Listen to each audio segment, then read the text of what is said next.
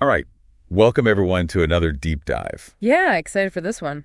This time, we're going deep on Bernard Arnault. Oh, yeah. A giant in the luxury world, for sure. I mean, he's not just some businessman. He's like the architect. Architect of desire. Yeah. He's That investor with an incredible eye, you know? Yeah, and he's a patron of the arts, too. For sure. I mean, you can't tell his story without talking about the arts. Nope. So just to give folks a sense of where he's at. Like, how big are we talking? Well, as of February 2025, estimates put his net worth somewhere around $186 to $192 billion. Wow.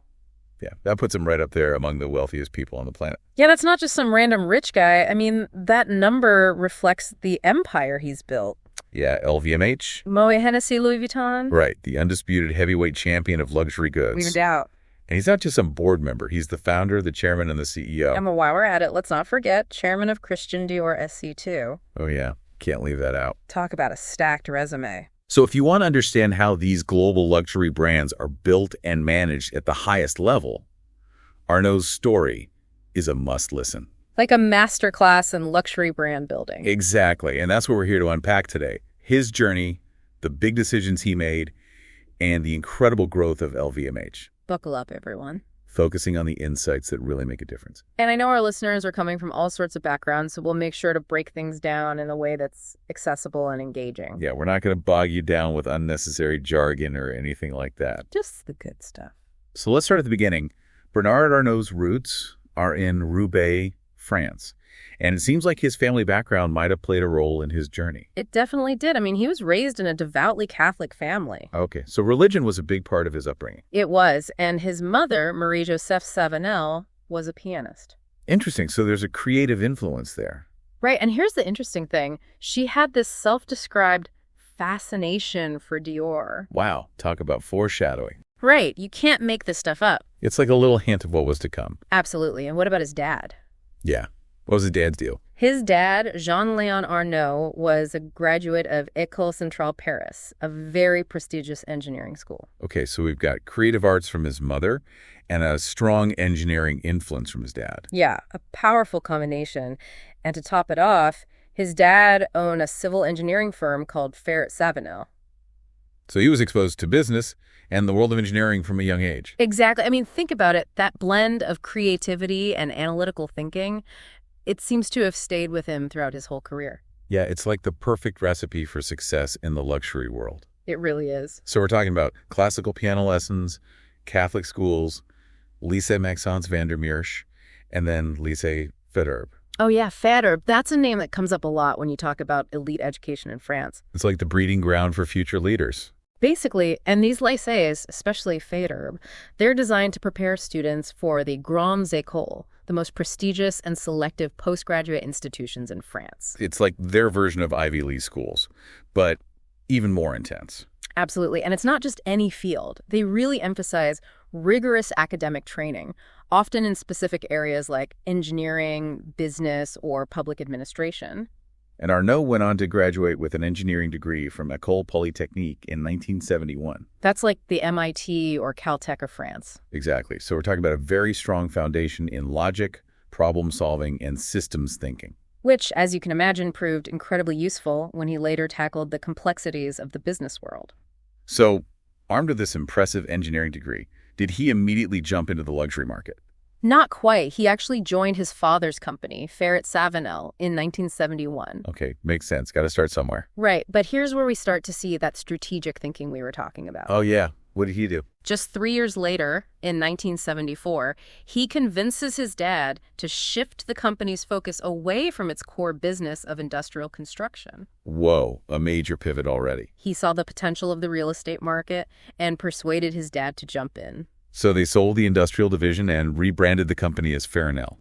You got it. That's a pretty bold move to make so early in his career. It takes guts to steer a family business in a totally new direction. It shows real vision and a willingness to adapt to changing economic conditions. Yeah, he wasn't afraid to shake things up. And that ability to identify and capitalize on emerging trends becomes a recurring theme throughout his whole career. So he's not just a luxury guy. He's got a keen eye for opportunity, wherever it may be. Exactly. So this real estate venture kept evolving, right? It did. They went on to acquire a textile company and then rebranded the real estate arm as George Fee Group. George V, even the name sounds luxurious. Right. Even back then, that name carried an air of prestige and high value. Yeah. And eventually, they sold those real estate assets to Compagnie Générale des Eaux, which later became Nexity. So he was making some serious moves in the real estate world. He was, and during this time, he also served as president of both Ferré-Savenel and later Farnell from 1978 to 1984. Gaining some valuable leadership experience outside of the luxury sector. Right. It's a reminder that fundamental business skills are transferable across different industries. So we have the engineering background, then the successful run in real estate. How does this all lead him to becoming this dominant force in the luxury market? What's the missing piece of the puzzle? Exactly. The real turning point came in 1984 when Arnault learned about the French government's search for a buyer for the struggling Boussac-Saint-Frère empire. Boussac-Saint-Frère. What's that all about? Well, this wasn't just any failing company. It held a very valuable asset, the crown jewel of French fashion, Christian Dior. Whoa, wait a minute. Remember his mother's fascination with Dior? Yeah, it's almost too perfect, right? It's like destiny was calling you. But how does a real estate guy suddenly get involved in high fashion? Yeah, that's a big leap. It was a mix of strategic partnerships and some very smart financial moves. Okay, break it down for us.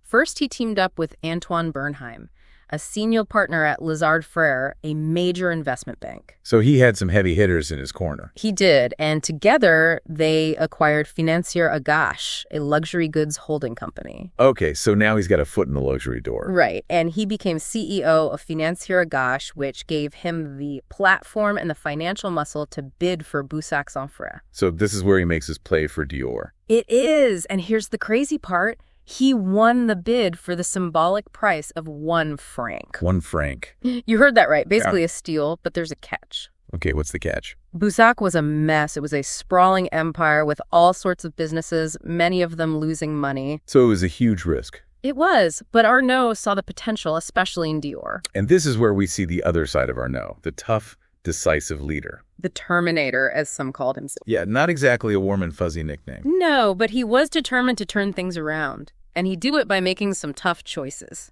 Like what kind of choices? He streamlined Boussac, which unfortunately meant laying off 9,000 workers in just 2 years. Wow, 9,000. That's a lot of people. It was a difficult period, but Arnault believed it was necessary to save the company. It shows you the kind of laser focus he had on efficiency and profitability. Yeah, he wasn't afraid to make unpopular decisions if he thought it was for the greater good of the business. So he was willing to be the bad guy to get things done. And it worked. He sold off most of Boussac's assets, keeping only the ones he thought had real value. Christian Dior Yeah. and the Le Bon Marché department store. Right. Those became the cornerstones of his luxury empire. And by 1987, Boussac was profitable again. So he went from buying a failing company for 1 franc to turning it around in just a few years. Pretty impressive. That's Arnault for you. But the creation of LVMH is really what catapulted him to global dominance. How did that all come about? So LVMH was born in 1987 through a merger of Louis Vuitton and Moet Hennessy. 2 iconic names in the world of luxury. And Arnault worked with Alain Chevalier, the CEO of Moet Hennessy, and Henry Racamier, the president of Louis Vuitton, to make it happen. It was like a dream team of luxury titans. Yeah, the idea was to create this French luxury powerhouse that would be too big for anyone to take over. Kind of like a defensive move to protect these beloved French brands. Exactly. But it wasn't all smooth sailing, right? Not exactly. There was some drama, some power struggles. Yeah, what happened? So in July of '88, Arnault put down a massive $1.6 billion to form a holding company with Guinness. Guinness, like the beer. The one and only. Wow, so he's bringing in big players from outside the luxury world. He's thinking big, global even, and with this deal, he acquired 24% of LVMH's shares. So he's a major player now. He is, but then rumors started swirling that the Louis Vuitton group, led by Henry Racamier, was trying to buy up LVMH stock to gain control. Also, it's a battle for control of the company. It is, and Arnault doesn't back down. He spends another $600 million to increase his stake to 13.5%. Now he's the largest shareholder. And he's not stopping there. He wants full control, but there's this fundamental clash with Henry Racamier. What were they disagreeing about? You know, it's hard to say for sure. Our sources don't get into the nitty-gritty details. Okay. But it seems like they had very different visions for the future of LVMH. Like what? It seems like Arnault was all about aggressive growth, acquisitions, a centralized vision. Yeah, that sounds like him. Right. But Racamier, he was more old school, representing the heritage of Louis Vuitton. He probably wanted things to move a bit slower, more organically. Exactly. And these kind of clashes are pretty common when you merge companies with strong individual cultures. It's like trying to mix oil and water. Sometimes it works, sometimes it doesn't. So what did Arnault do?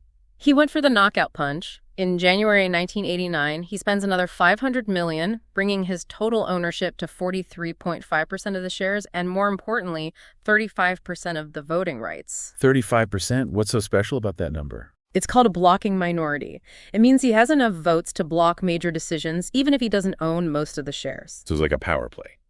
It is, and with that leverage, he was able to oust Racamier, and on January 13, 1989, he's elected chairman of LVMH. Game over. Arnault's in charge and ready to take LVMH to the next level. And that's exactly what he did. Under his leadership, LVMH became one of the top luxury groups in the world. Right up there with Richemont and Kering. And the growth was just phenomenal. Between 1989 and 2000, their annual sales and profits increased fivefold. Fivefold, that's insane. It is, and the market value of the company, get this, it increased 15-fold. 15-fold in just over a decade. That's the power of Arnault's vision. So how did he do it? Was it all organic growth? It was a combination of organic growth and a very strategic series of acquisitions. Like what kind of brands are we talking about? We're talking about some of the biggest names in fashion, leather goods, perfumes, you name it. Oh, give us the highlights. So even before he fully took over, in July of '88, he snagged Celine. Okay, so he was already setting the stage. Then it was like a shopping spree for luxury brands. Let's hear it. In '93, he picks up Berluti and Kenzo. Big names in fashion. Then in '94, he adds the prestigious perfume house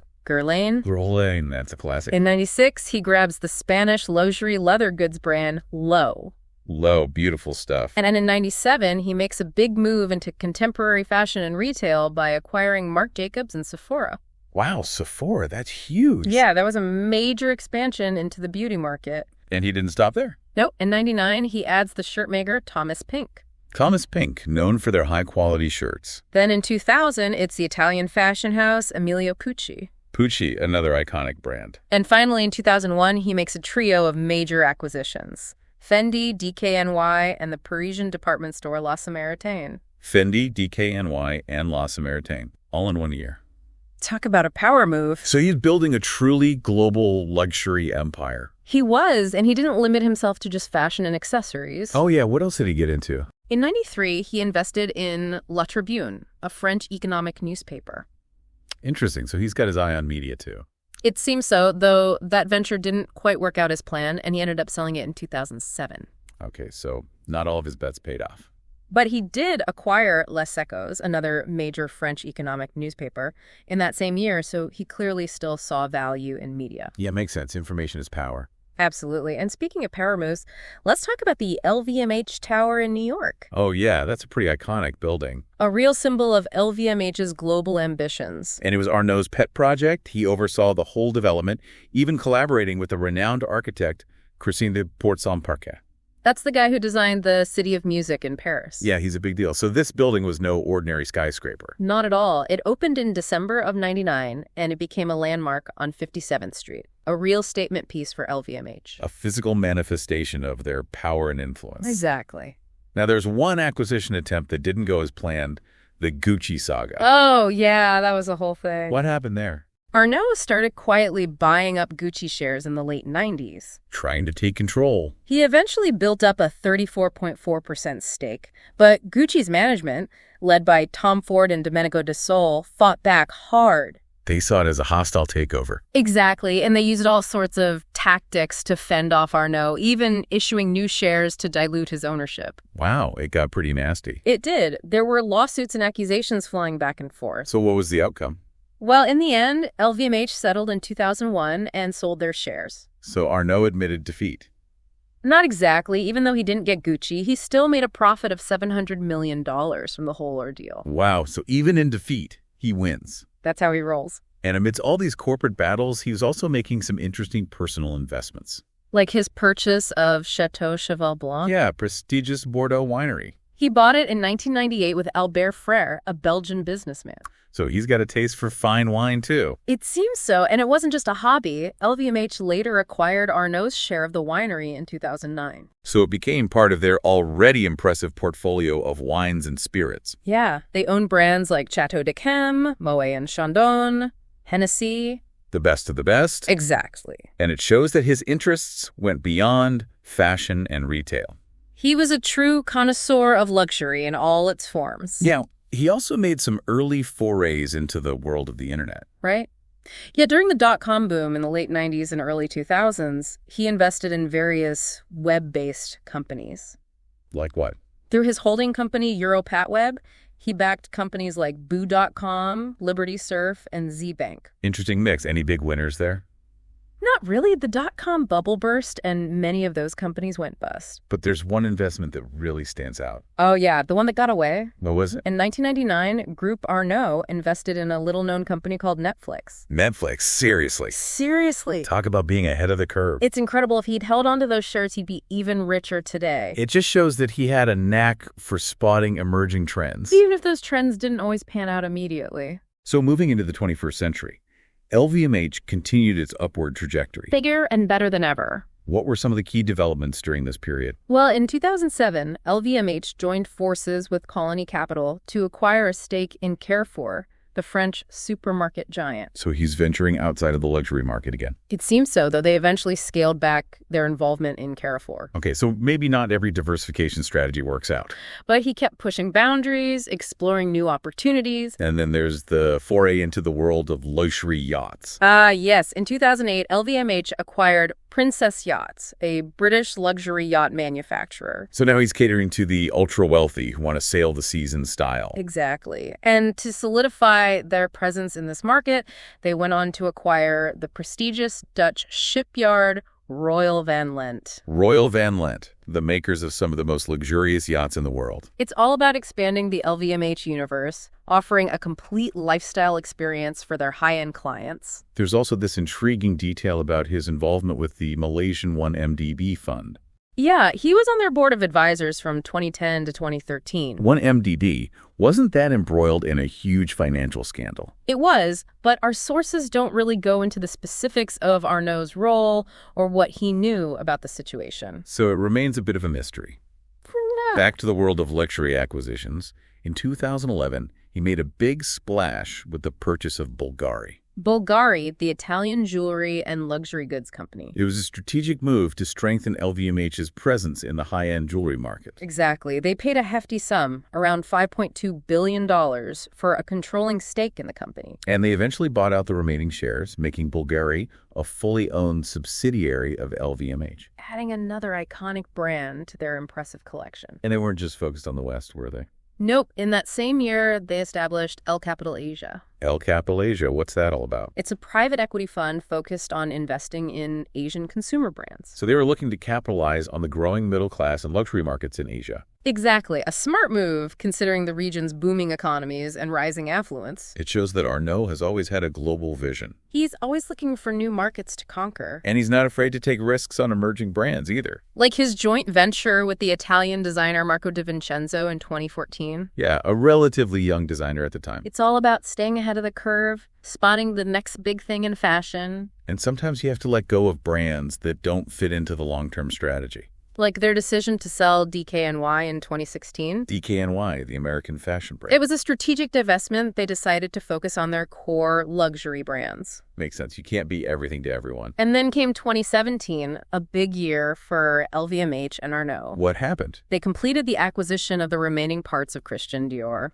So they finally had full control of the iconic French fashion house. It was a long time coming. Remember his mother's fascination with Dior. It took a full circle moment. And with this move, they brought all of Dior's lines, haute couture, leather goods, ready-to-wear, and shoes under the LVMH umbrella. So no more separate entities, one big, happy luxury family. And it made sense from a business standpoint, too. They could streamline operations, leverage synergies, and really solidify Dior's position as a cornerstone of the LVMH empire. And the good times kept rolling, with record sales in 2017 and a big jump in profits in 2018. The Arnault magic was working. And then came the big one, the attempted acquisition of Tiffany & Co. Oh, yeah, that was a roller coaster ride. What happened? So in 2019, they announced this massive deal to buy Tiffany for $16.2 billion.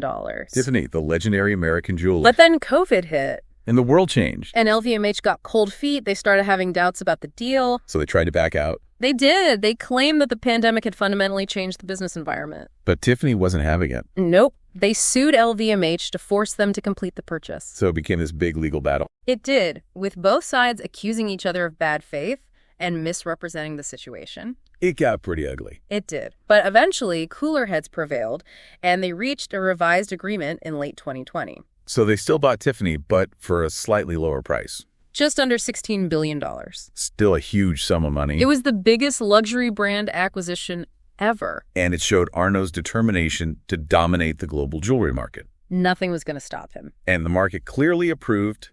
In May 2021, LVMH became the most valuable company in the Eurozone. A testament to Arnault's vision and success of his strategy. He's built a truly global luxury empire. And he's done it by carefully nurturing the individual identities of the brands within the LVMH group. He understands that luxury is all about heritage, craftsmanship, and exclusivity. And he's always emphasized the importance of balancing tradition with modernity. Keeping those classic brands relevant in a constantly changing world. It's a delicate balancing act, but he's managed to pull it off. So let's talk about the man behind the empire. His personal life, his family, his wealth. It's a fascinating story. He's been married twice, first to Anne d'Auvergne and then to Helene Mercier. And he has 5 children, 2 from his first marriage and 3 from his second. And here's the interesting part. All 5 of his children work for LVMH or one of its brands. Wow, talk about a family business. It is. It seems like he's grooming them to take over the reins someday. A dynasty in the making. And his personal wealth is, of course, a source of much fascination. He was first declared the richest person in the fashion world in 1999. Surpassing Amancio Ortega, the founder of Zara. And since then, his net worth has just kept climbing. He briefly held the title of world's richest person in late 2019 and early 2020. Then regained it in August 2021 and April 2023. It fluctuates with the stock market, but he's always up there among the wealthiest people on the planet. And he's got these holding companies in Belgium, Pill-Invest, and Protect-Invest. It's all about managing his vast fortune and ensuring the long-term control of LVMH. He even tried to get Belgian citizenship in 2013. Though he later withdrew the application. It caused a bit of a stir. Some people thought he was trying to avoid taxes. He denied those claims, but it highlighted the scrutiny that comes with being so wealthy.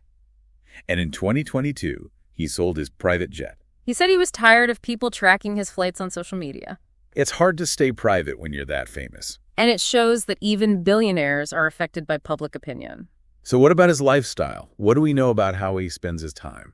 Well, he's known to be a tennis enthusiast. He watches his diet, and he works incredibly hard. A driven and disciplined individual. That's the common theme in both his personal and professional life. But he's not all business. He's also a passionate art collector. His collection is legendary. It includes works by Picasso, Yves Klein, Henry Moore, Andy Warhol, you name it. A who's who of modern and contemporary art. And he's not just buying art for himself. He's a major patron of the arts in France. He's been instrumental in establishing LVMH as a leading corporate sponsor of the arts. They created the LVMH Young Fashion Designer Prize to support emerging talent in the industry. And they built the Louis Vuitton Foundation building in Paris. Designed by the world-renowned architect Frank Gehry. It's a stunning building that houses Arnault's personal collection, as well as temporary exhibitions, a true testament to his love of art. And it solidifies LVMH's position as a major player in the art world. Now, what about his political views? He's known to be close to the French establishment. He publicly supported Emmanuel Macron in the 2017 presidential election. And he even attended Donald Trump's second inauguration in 2025. So he plays both sides of the political field. It's all about maintaining relationships and influence. And he's received numerous awards and honors over the years. He was awarded the Grand Cross of the Légion d'honneur in 2023 France's highest honor. And he's also a commander of the Ordre des Arts et des Lettres, a Grand Officer of the Order of Merit of the Italian Republic, an honorary Knight Commander of the Most Excellent Order of the British Empire, and he received the Museum of Modern Art's David Rockefeller Award in 2014. A truly global figure, recognized for his achievements in both business and culture. So as we wrap up this deep dive into the world of Bernard Arnault, what are your main takeaways? Well, for me, it's his incredible combination of long-term vision and short-term agility. Yeah, he's always looking ahead, but he's also quick to seize opportunities as they arise. And he's not afraid to make tough decisions, even if they're unpopular. The Terminator. Exactly. And he's a master of brand building, acquiring and nurturing some of the most iconic names in luxury. While respecting their heritage and history. And he's always finding ways to keep those brands relevant in a rapidly changing world. It's a remarkable story of ambition, determination, and success. Absolutely. Were there any particular aspects of his journey that you found surprising? Well, his early career in real estate was a bit unexpected. You don't usually associate that with the world of luxury. Yeah, it's not the most glamorous industry. But it clearly taught him some valuable lessons about business and deal-making. And the whole Gucci saga was pretty wild. It showed his ruthlessness and his willingness to fight for what he wants. But also his ability to walk away when the price is too high. And then there's the Tiffany acquisition, a real test of his resolve. He faced so many obstacles, legal challenges, a global pandemic. But he never gave up. It was a huge gamble, but it paid off in the end. It solidified LVMH's position as the undisputed leader in luxury jewelry. So for our listeners, I think this deep dive offers a valuable glimpse into the mind of one of the most successful businessmen of our time. It's a masterclass in brand building, strategic thinking, and leadership. And it leaves us with a thought-provoking question. What is the future of luxury? Given Arnault's long-term focus and the rapid pace of change in the world, what new challenges and opportunities will LVMH face in the years to come? Will his children be able to maintain the empire he built? How will technology, sustainability, and evolving consumer values reshape the luxury landscape? These are questions worth pondering as we witness the next chapter in the LVMH saga. Definitely food for thought. Thanks for joining us on another deep dive. Until next time. Take care, everyone.